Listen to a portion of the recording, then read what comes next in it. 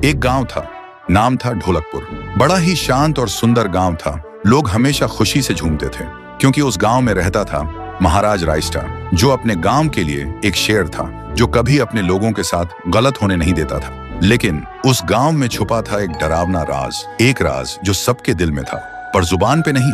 गांव के बीच एक सूखा हुआ पेड़ था जिसे लोग कहते थे श्रापित पेड़।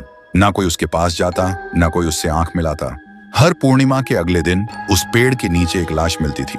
लोग कहते रात में कोई आता है और लाश छोड़ जाता है, लेकिन कभी किसी ने कुछ देखा नहीं और देखता भी कैसे। जो देखता वो अगले दिन पेड़ के नीचे होता था।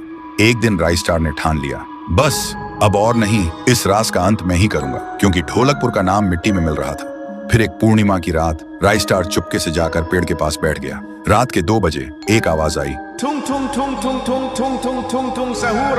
और फिर वो पेड़ भूत में बदल गया। वो भूत कुछ अजीब सा था, एक भयानक शैतानी हंसी वाला चेहरा, आंखें बड़ी बड़ी। वो पेड़ चल के एक घर के गेट को जोर जोर से खटखटाने लगता है। तभी एक आदमी डर के मारे आवाज सुन के बाहर निकलता है। वो भूत अपने लकड़ी जैसे हाथ से एक ऐसा थप्पड़ मारता कि उसकी सांस वहीं थम जाती है और उसी जगह उस लाश को ले जाता है और वापस फिर से पेड़ बन जाता था। देखते ही रायस्टार का दिल कांप जाता है, पर वो कुछ बोलता नहीं।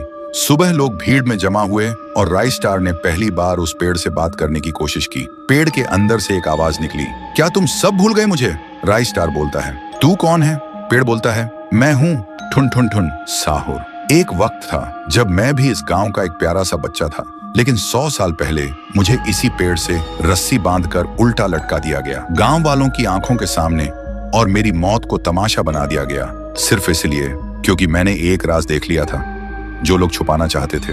और उसी पल से मेरी रूह इस पेड़ से जुड़ गई। उस दिन से मैं इंसान नहीं, एक सज्जा बन गया और हर पूर्णिमा में एक राजदार को चुनता हूँ और फिर उसे उसकी खामोशी का हिसाब देता हूँ। रायस्टार बोलता है, लेकिन अब तो वो लोग मर चुके हैं ना जो तेरा कसूरवार थे। अब तू मासूम लोगों को क्यों मार रहा है? पेड़ कुछ देर चुप रहता है, फिर बोलता है, ठीक है, बस एक बार मुझे याद करो, एक दिया जला दो, फिर मैं कभी किसी को नहीं मारूंगा। फिर रात में सब लोग आते हैं, एक एक दिया जलाते हैं और तभी पेड़ अपने आप से आग पकड़ लेता है और आखिर में मुक्ति मिलती ठुन ठुन ठुन साहुर को।